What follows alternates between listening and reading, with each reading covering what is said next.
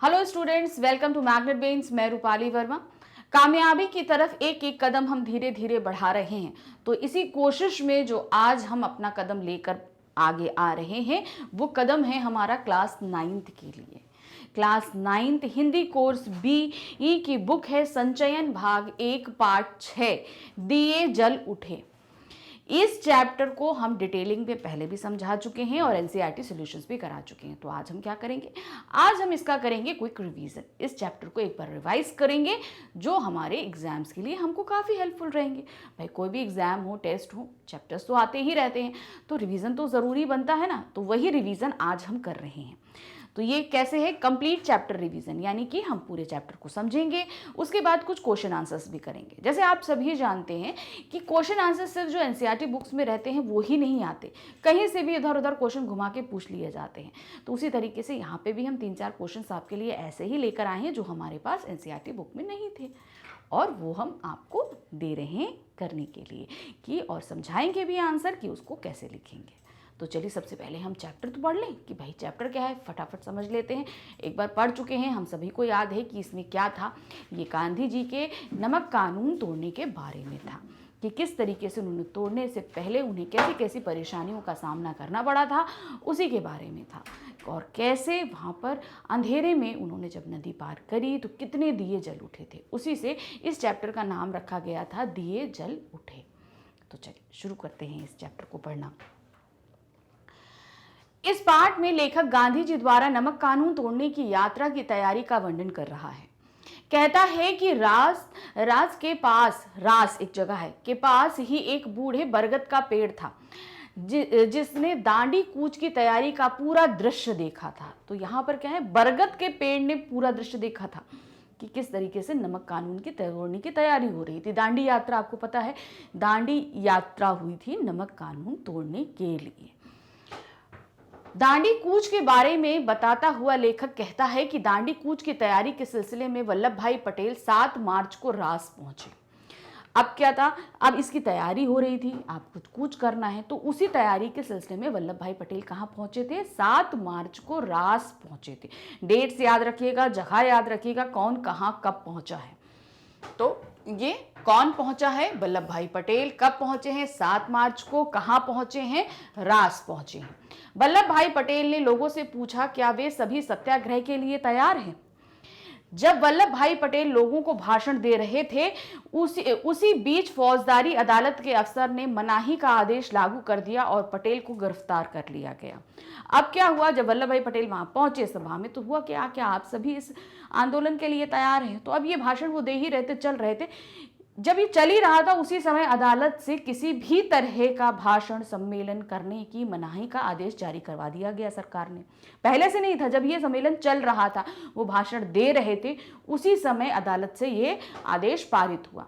और तुरंत ही जो है, अब वो भाषण दे रहे थे, भाई पहले से पता होता तो नहीं देते, लेकिन तुरंत ही वो उनको गिरफ्तार, वल्लभ भाई पटेल को गिरफ्तार कर लिया गया कि आप कैसे दे रहे, मनाही का आदेश है और आप भाषण दे रहे हैं। तो तुरंत ही उनको गिरफ्तार कर लिया जाता है। उनकी ये गिरफ्तारी स्थानीय कलेक्टर शिलीडील के आदेश पर हुई थी, जिसे पटेल ने पिछले आंदोलन के समय अहमदाबाद से भगा दिया था। अब ये क्या था, एक तरीके से बदले का भाव था। क्यों, क्योंकि जब अहमदाबाद में आंदोलन हुआ था तो वल्लभ भाई पटेल ने शिलीडी को जो है उस जगह से भगा दिया था, और इस चीज से शिलीडी बहुत चिढ़ा हुआ था, इसीलिए उसने वल्लभ भाई पटेल को की गिरफ्तारी के आदेश भी जारी किए थे।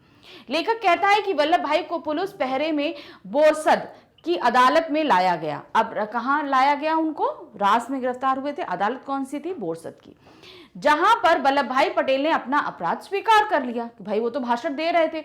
अब आप, वो एक तो सिंपल काम था, उसको अपराध बना दिया गया था, तो उन्होंने कुछ नहीं कहा कि हाँ मैं तो भाषण दे रहा था। जब वल्लभ भाई पटेल ने अपना अपराध स्वीकार कर लिया, तब जज को समझ नहीं आ रहा था कि वह उन्हें कौन सी धारा के तहत कितनी सजा दे। साबरमती आश्रम में गांधी को पटेल की गिरफ्तारी, उनकी सजा और उन्हें साबरमती जेल लाए जाने की सूचना दी गई। अब क्या होता है कि जब भाई कोई अपराध हो, स्वीकार कर लिया जाए, अब भाषण देना कोई अपराध नहीं होता, तो इस पे आप काफी लंबे तक समय के लिए जेल नहीं भेज सकते। अब यहां पर क्या हुआ, उनको जेल भेजना था तो उसके लिए सॉलिड एविडेंस चाहिए था, तो कुछ ना कुछ बनाया गया। उनको फिर क्या हुआ, जेल भेजा गया। उन्हें कहाँ जेल ले जाना था, साबरमती। और साबरमती ही में ही इस समय कौन थे, हमारे गांधी जी। वहां पर उनको वल्लभ भाई पटेल की गिरफ्तारी की सूचना मिल चुकी थी। समय का अनुमान लगाकर गांधी जी खुद आश्रम से बाहर निकल आए। उनके पीछे पीछे सब आश्रमवासी बाहर आ गए और बाहर आकर सड़क के किनारे खड़े हो गए ताकि वे पटेल को जेल जाने से पहले एक बार देख सकें। अब क्या था, जब जेल जाना था कहाँ से, बोरसद की अदालत से उनको जब सजा हुई तो वहां से निकलते वो और साबरमती जेल जाते, तो उस बीच में उनका आश्रम भी पड़ रहा था गांधी जी का। तो जब समय का उनको पता चला तो उसी समय गांधी जी जो हैं वो आश्रम से बाहर निकले और आकर सड़क पर खड़े हो गए कि जब वो जेल जा रहे हैं तो एक बार हम पटेल से मिल लें। तो वो खड़े हुए, गांधी जी के सारे आश्रमवासी भी खड़े हो गए और इंतजार करने लगे पटेल जी के आने का। पटेल को जेल ले जाने वाली मोटर आश्रम के बाहर रुकी। गांधी और पटेल सड़क पर ही मिले। उन दोनों की एक छोटी सी मुलाकात हुई। पटेल ने कार में बैठते हुए आश्रमवासी और गांधी जी से कहा कि वह तो अब जा रहे हैं, अब बाकी काम को पूरा करने की जिम्मेवारी उन सभी की है। तो अब क्या हुआ कि सड़क पर भाई वो तो जेल जा रहे थे तो कहीं अंदर आश्रम में तो जा नहीं सकते थे, इसीलिए गांधी जी बाहर आके खड़े हुए थे। वहीं सड़क पर गाड़ी रुकी, दोनों की मुलाकात, गांधी जी और वल्लभ भाई पटेल की मुलाकात होती है। और जब वो वापस वैन में बैठने लगते हैं जो जिसमें वो जा रहे थे, तो बैठते बैठते क्या बोलते हैं कि अब मैं तो जा रहा हूं, अब इस पूरे आंदोलन की जिम्मेवारी आप सभी पर है, मतलब गांधी जी पे और जितने भी आश्रमवासी थे उन सभी को वो कहकर चले जाते हैं। सरदार वल्लभ भाई पटेल की गिरफ्तारी के बाद सत्याग्रहियों ने अपनी ओर से हर मुश्किल को पार करने की तैयारी पूरी तरह से कर ली थी। अब भाई इतने बड़े नेता गिरफ्तार हो चुके थे, अहम हिस्सा थे आंदोलन के, तो अब लोगों में ज्यादा मतलब हो गया था काम कि नहीं, अब हमें इस आंदोलन को किसी भी हाल में पूरा करना ही करना है। तो अब लोग तैयारियों में जुट चुके थे। अब्बास तैयबाजी भी रास पहुंच चुके थे ताकि यदि किसी कारण से गांधी जी की गिरफ्तारी होती है तो उस स्थिति में वे एक कूच का नेतृत्व कर सकें। जब गांधी जी रास पहुंचे तो वहां पर गांधी जी का बहुत ही शानदार स्वागत हुआ। अब क्या हुआ भाई, बड़े बड़े नेता को गिरफ्तार कर लीजिए तो आंदोलन अपने आप ध्वस्त हो जाएगा। अब वल्लभ भाई पटेल को लिया तो अब उन सबको ये डरने लगा कि गांधी जी को भी अगर गिरफ्तार कर लिया गया तो ये आंदोलन पूरी तरीके से रुक जाएगा। तो इसका दिमाग लगाते हुए क्या हुआ कि अगर गांधी जी गिरफ्तार होते हैं तो उसके बाद इस कूच को कौन नेतृत्व करेगा, अब्बास तैयबाजी जो हैं ये कूच का आगे नेतृत्व करेंगे, वो आ चुके थे। अब इसके बाद कूच की तैयारी शुरू हो गई। गांधी जी रास पहुंच गए और वहां पे उनका बहुत ही शानदार जो है स्वागत किया गया। गांधी जी के स्वागत में दरबार समुदाय के लोग इनमें सबसे आगे थे। तो कौन सा समुदाय था, दरबार समुदाय, जो सबसे आगे गांधी जी के साथ चल रहा था।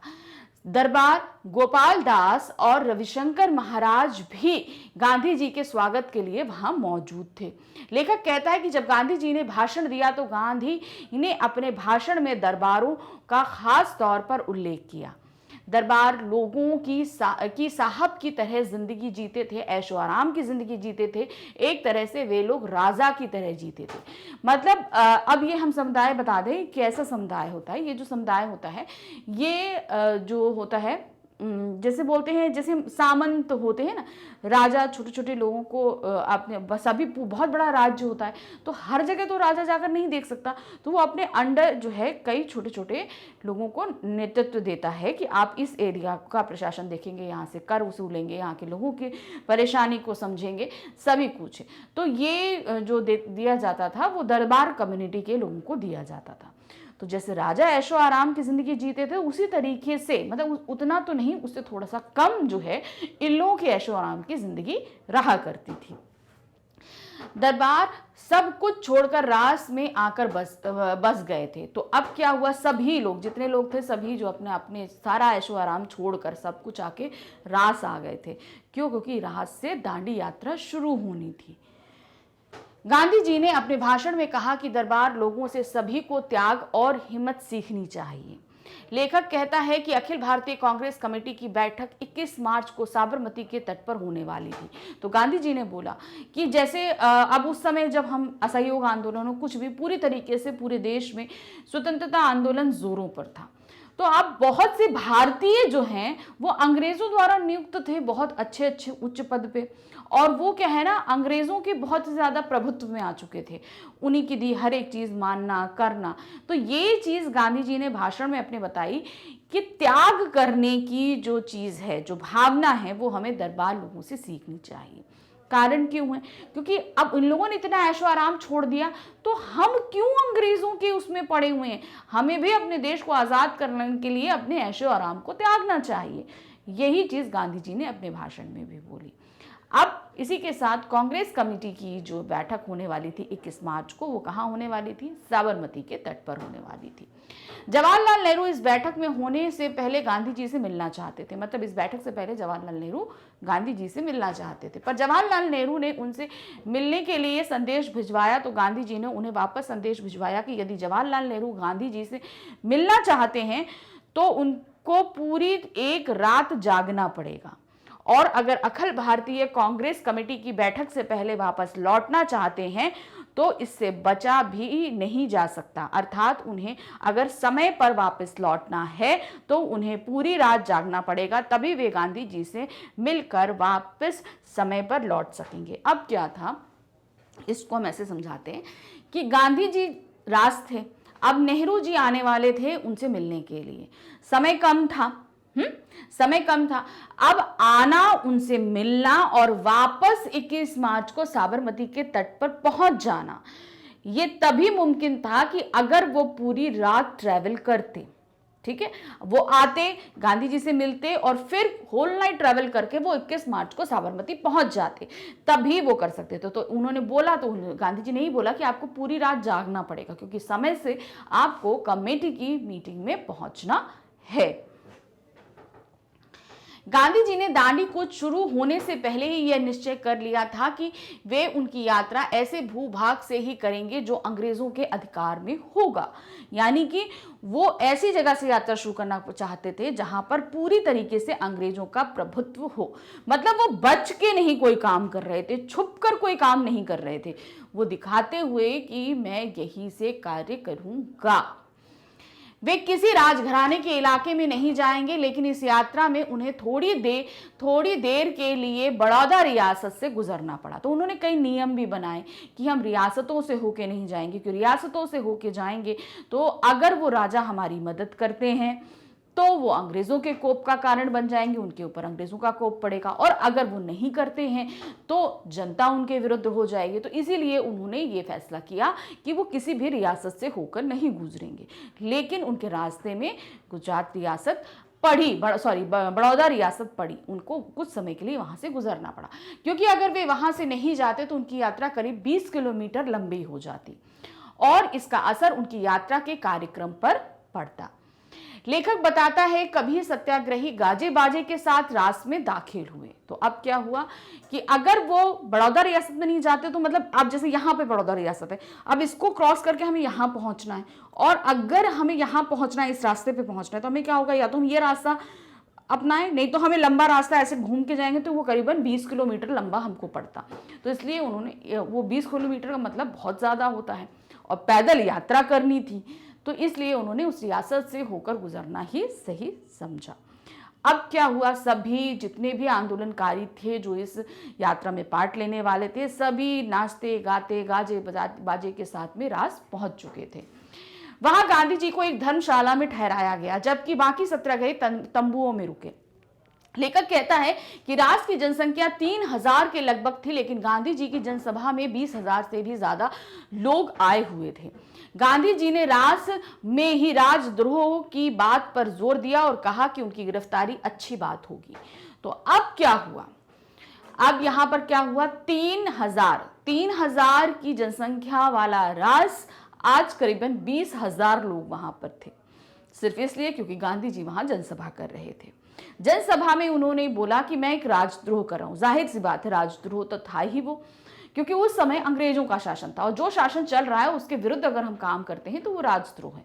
तो गांधी जी ने सीधे से बोला कि वो राजद्रोह कर रहे हैं, अगर मुझे पकड़ा जाता है तो अच्छी बात है। गांधी जी ने सरकार को खुली चुनौती देते हुए यह भी कहा कि अब फिर बादल घिर आए हैं, या तो यह भी कहा जा सकता है कि अब सही मौका सामने आया है। अगर सरकार उन्हें गिरफ्तार करती है तो यह एक अच्छी बात है। उन्होंने यह भी कहा कि उन्हें 3 माह की सजा देते हुए सरकार को भी शर्म आएगी। इसलिए गांधी जी ने कहा कि राजद्रोही को तो काला पानी, देश निकाला या फांसी की सजा हो सकती है। तो अब क्या हुआ? अब यहां पर वो सरकार को उकसा रहे थे। अब इसमें उनका ही फायदा था, सभी का फायदा था। अगर वो सरकार को उकसाते हैं तो सरकार उन्हें गिरफ्तार करेगी और उनकी गिरफ्तारी से जनता और ज्यादा भड़क जाएगी। गांधी जी को गिरफ्तार करना इतना आसान काम नहीं था उस समय। अब गिरफ्तार भी कर ले तो आप सिर्फ एक भाषण दे रहे हैं, जनसभा दे रहे हैं, इसलिए आप सिर्फ 3 महीने की सजा तो उन्हें देंगे नहीं। तो इसलिए उन्होंने राजद्रोह जैसा शब्द इस्तेमाल किया, क्योंकि अगर हम राजद्रोह जैसा शब्द इस्तेमाल करेंगे तो क्या होगा, हमें ज्यादा बड़ी सजा मिलेगी, जैसे काला पानी, उम्र कैद। तो ये सजाएं ज्यादा लंबी होती थी। 3 महीने की सजा गांधी जी के लिए कुछ भी नहीं थी। तो इसलिए उन्होंने राजद्रोह जैसे शब्द का इस्तेमाल किया था। और उनके जैसे लोग अगर राजद्रोही होना अपना धर्म माने तो उन्हें क्या सजा मिलनी चाहिए। यहां गांधी जी लोगों को बताना चाह रहे थे कि हो सकता है उन्हें 3 माह की सजा ना होकर काला पानी, देश निकाला या फांसी की सजा हो, तो उन सभी को आगे की कूच करने की पहले से ही तैयारियां करके रखनी चाहिए। लेखक यहां गांधी जी के दूरदर्शी सोच को उजागर कर रहा है। तब उन्होंने एक तरीके से तो ये चीज बता दी कि 3 महीने की सजा तो उनको जैसे नेता को नहीं देने में भी सरकार को शर्म आएगी। अब अगर उनको पकड़ती है तो जाहिर सी बात है कि बड़ी सजा होगी। बड़ी सजा होगी तो ये इस कूच पर, यानी कि जो दांडी यात्रा होने वाली थी, इस पे इफेक्ट डालेगी। तो अब ये इनडायरेक्टली जो लोग सभा में शामिल हो रहे थे उनको ये संदेश दे रहे थे गांधी जी कि या तो मैं पकड़ लिया जाऊंगा, काला पानी दे दिया जाएगा, उम्र कैद दे दी जाएगी, हो सकता है मुझे फांसी पर भी चढ़ा दिया जाए। तो इन सब से हमारे आंदोलनों पे किसी प्रकार का कोई प्रभाव नहीं पड़ना चाहिए। मैं रहूं या ना रहूं, आंदोलन जारी रहने चाहिए। ये उन्होंने जनसभा में पूरी तरीके से क्लियर क्रिस्टल कर दिया था। लेखक कहता है कि सत्याग्रही रात से शाम 6 बजे चले और 8 बजे कनकापुर पहुंचे। जब सभी लोग कनकापुर पहुंचे तो उस समय लोग उस यात्रा से कुछ थके हुए थे। अब देखिए यहां पर समय और जगहों का ध्यान रखिएगा। क्या सत्याग्रही रात से शाम 6 बजे चले थे? कहां चले थे? शाम से 6 बजे चले और 8 बजे कनकापुर पहुंच गए, यानी कि 2 घंटे की यात्रा थी। अब जब 2 घंटे की यात्रा करके पहुंचे तो सभी यात्री थक चुके थे। कुछ थकान इस शक से भी थी कि वे सभी लोग मही नदी को कब और कैसे पार करेंगे। अब आगे की यात्रा जो हमें करनी थी उसके लिए हमें मही नदी पार करनी थी। तो काफी होता है कि हम अगर सोच में अगर हम चुस्ती वाले हैं तो हम कुछ भी काम कर जाएंगे। अब एक तो शरीर की थकान थी और अब देखना था कि आगे जो मही नदी थी वो और टफ थी, तो अब उन्हें उसके आगे भी पहुंचना था। तो अब ये चीज उनके दिमाग में बैठी हुई थी कि इतना करने के बाद हमें मही नदी पार करनी है, तो ये भी एक मुश्किल काम था, इसलिए थकान और ज्यादा बढ़ चुकी थी। अब कब और कैसे पार करेंगे? यात्रा के दौरान रास्ते में रेतीली सड़कों के कारण यह प्रस्ताव किया गया कि गांधी जी थोड़ी यात्रा कार से कर लें। अब रेत आएगी, नदी है तो रेतीला रास्ता तो होगा ही होगा। तो यह हुआ कि गांधी जी से कि थोड़ा आप कार से चल लीजिए, परंतु गांधी जी ने इस प्रस्ताव से साफ इनकार कर दिया। गांधी जी ने कहा कि यह उनके जीवन की आखिरी यात्रा है और ऐसी यात्रा में निकलने वाला वाहन का प्रयोग नहीं करता, यह पुरानी रीति है। तो उन्होंने कहा कि नहीं, ये मेरे जीवन की आखिरी यात्रा है, मैं किसी भी तरह के वाहन का इस्तेमाल नहीं करूंगा और ये देश के लिए है, तो ऐसे में हम किसी भी तरह के वाहन का इस्तेमाल बिल्कुल भी नहीं करेंगे।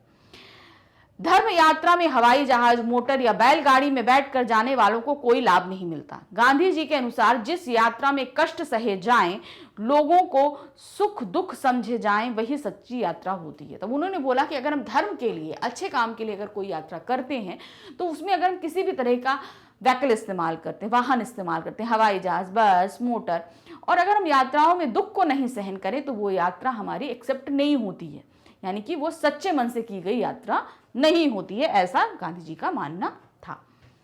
लेखक कहता है कि गांधी जी शासकों में एक वर्ग ऐसा भी था जिसे ऐसा लग रहा था कि गांधी और उनके सत्याग्रही मही नदी के किनारे ही अचानक नमक बनाकर कानून तोड़ देंगे, क्योंकि समुद्री पानी नदी के तट पर काफी नमक छोड़ जाता था, जिसकी रखवाली के लिए अंग्रेजी सरकार ने सरकारी नमक चौकीदार रखे हुए थे। तो अब यहां पर क्या हुआ कि नदी में ही समुद्र का काफी पानी आ जाता था। तो लोगों को ये लगा, अंग्रेज शासकों को ये लगा कि हो सकता है कि यहां तक पानी आता है, तो ये इसी तट पर नमक बनाकर कानून तोड़ दें।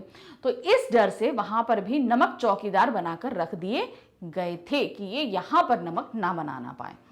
गांधी जी को समझने वाले बड़े अधिकारी इस बात को मानने वाले नहीं थे कि गांधी जी भी कोई काम अचानक या चुपके से कर सकते हैं, और जो गांधी जी को अच्छे से समझते थे उनका कहना था कि गांधी जी कोई भी काम चोरी या चुपके से नहीं करेंगे। उन्होंने जहां बोला है वो वहीं जाकर नमक को बनाएंगे।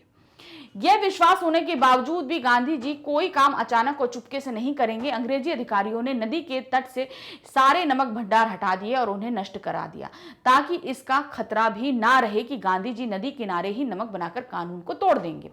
अच्छा, ये इतना विश्वास था कि गांधी जी नहीं बनाएंगे, लेकिन तब भी मन के एक कोने में डर था कि मान लो अगर यहां बना दिया तो। तब भी उस डर के कारण उन्होंने 1% का जो डर था, 99% ये था कि गांधी जी चुपके से कोई काम नहीं करेंगे, वो नहीं बनाएंगे, लेकिन तभी 1% उनको डर था कि हो सकता है बना दें। तो इसलिए नदी के किनारे जितने भी नमक के भंडार थे या जितनी ऐसी जगहें थी, वहां से सारे नमक के भंडार हटा दिए गए, सारी वो जगहें साफ करा दी गई जहां से नमक बन सकता था। सब हटाकर पूरा क्लीन अप कर दिया गया कि यहां किसी भी तरह का नमक ना बनाया जा सके। मही नदी के तट पर उस भयानक अंधेरी रात में भी मेला जैसा लगा हुआ था। वहां पर उपस्थित लोगों ने कई भजन मंडलियां बना ली थी। गांधी को नदी पार कराने की जिम्मेदारी रघुनाथ काका को सौंपी गई। अब क्या हुआ, रात 8 बज चुके थे, अब उसी समय इनको नदी पार करनी थी। ठीक है, सभी लोग बहुत उत्साह में थे, भजन मंडलियां चल रही थी, सब कुछ चल रहा था।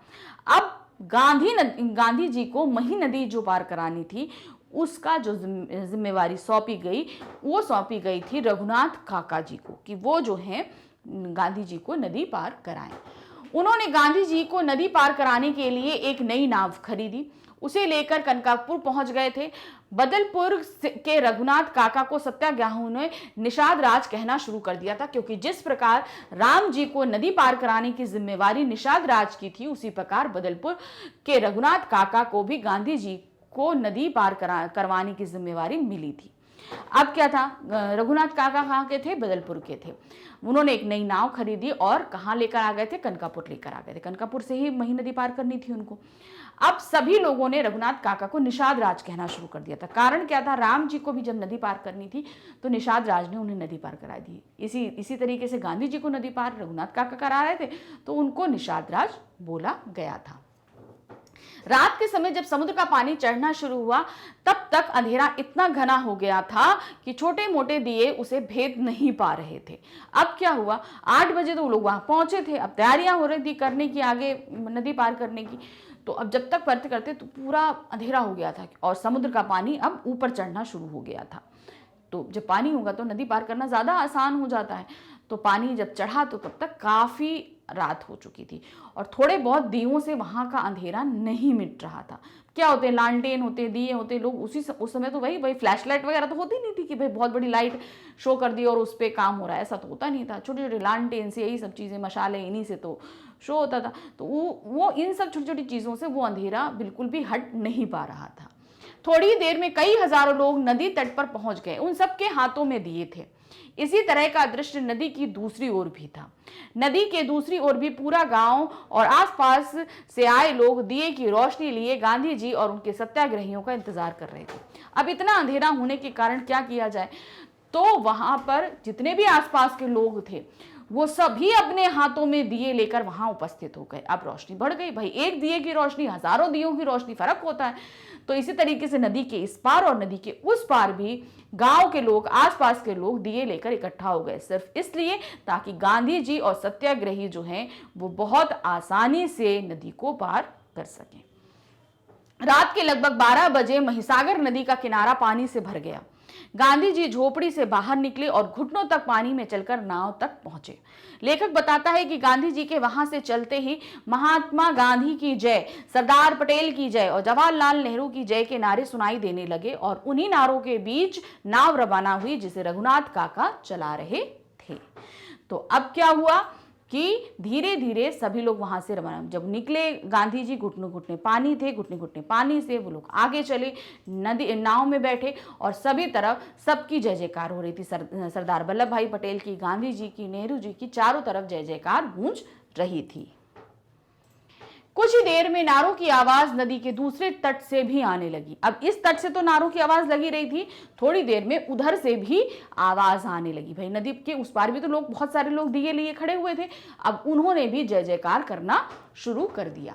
महिसागर नदी के दूसरे तट पर भी स्थिति कोई अलग नहीं थी।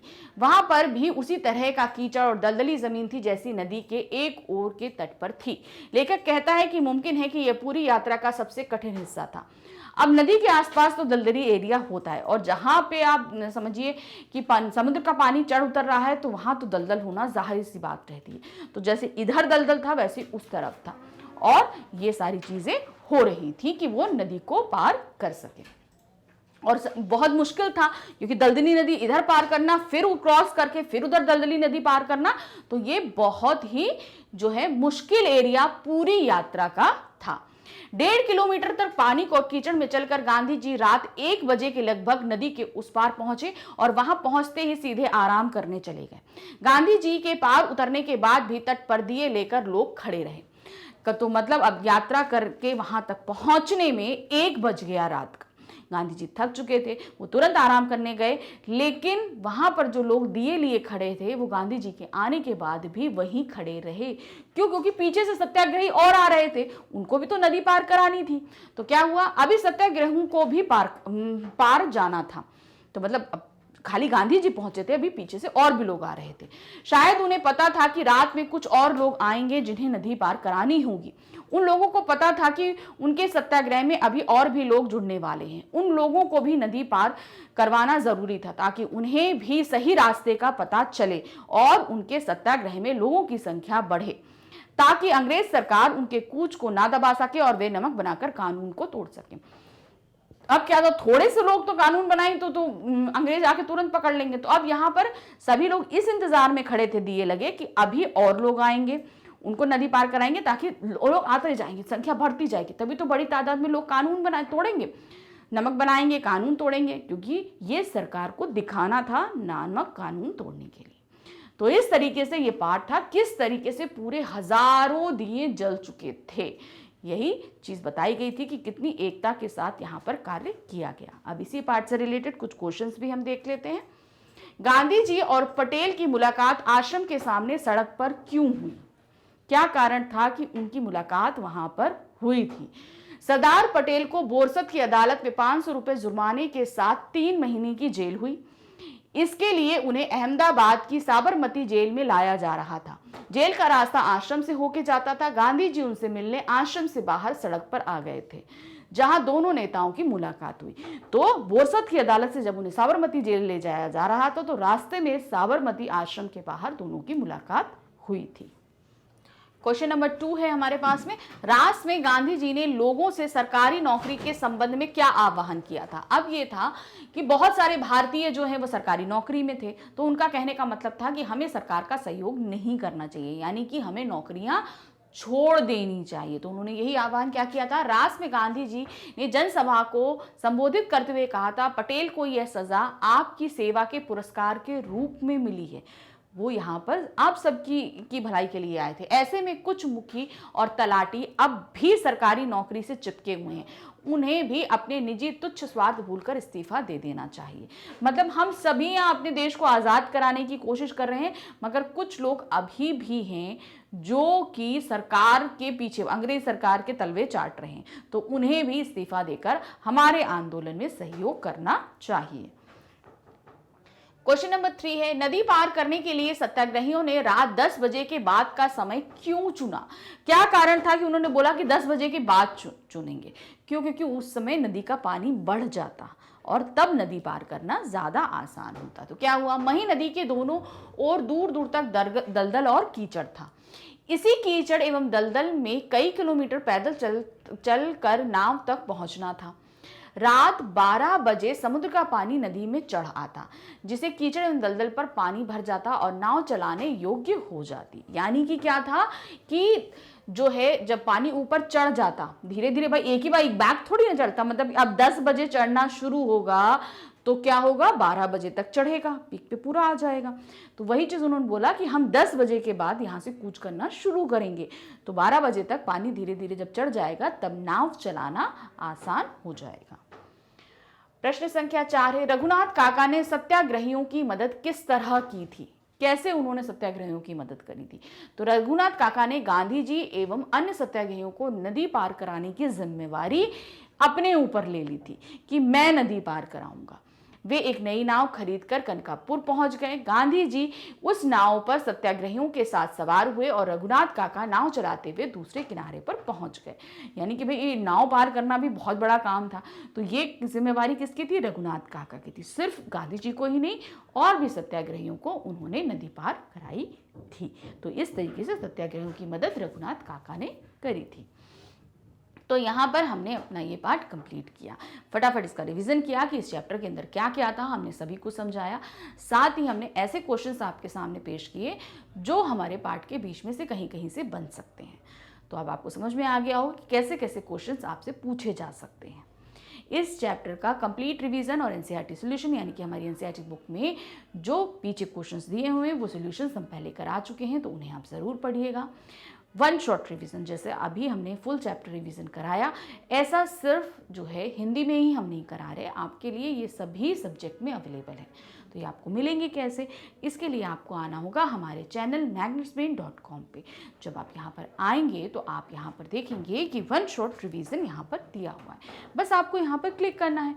जैसे ही आप वन शॉट रिवीजन क्लिक करेंगे, आपके सामने वो सभी क्लासेस आ जाएंगे जिनमें वन शॉट रिवीजन अवेलेबल है। अब आपको यहाँ पर आप देख रहे हैं 7th 8th 9th 10th 11th 12th है, तो आप हैं क्लास 9th में, यहाँ पर 9th है, यहाँ पर हम वॉच नाउ है, यहाँ वॉच नाउ पे क्लिक करेंगे। जैसे ही वॉच नाउ पे हम क्लिक करते हैं, आपके सामने पूरी क्लास 9th की प्लेलिस्ट आ जाएगी।